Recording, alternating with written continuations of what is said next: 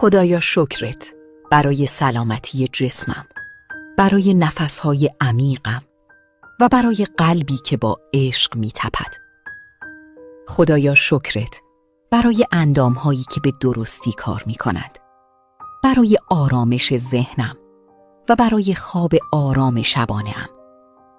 خدایا شکرت برای انرژی صبحگاهی، برای حس سبکی در بدنم و برای توانایی حرکت کردنم. خدایا شکرت برای چشمهایم که زیبایی ها را می بینند، برای گوشهایم که صداها را می شنوند و برای دستانم که خلق می کنند. خدایا شکرت برای پاهایم که مرا به مسیرهای درست می برند، برای بدن سالم و مقاومم و برای هدیه بزرگ زندگی و سلامتی.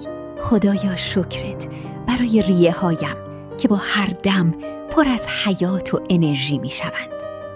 خدایا شکرت برای قلبم که آرامش و عشق را در تمام وجودم به جریان در می آورد. خدایا شکرت برای ذهنم که روشن و شفاف است و به زیبایی مسیر درست را نشان می دهد. خدایا شکرت برای هر سلول بدنم که شکرگزار زندگی است.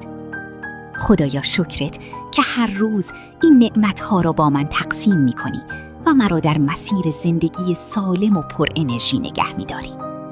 این شکرگزاری رو برسون به بهترین های زندگیت و با احساس عالی بگو و تکرار کن. خدایا شکرت که نعمتهای بی پایانی در اختیار دارم.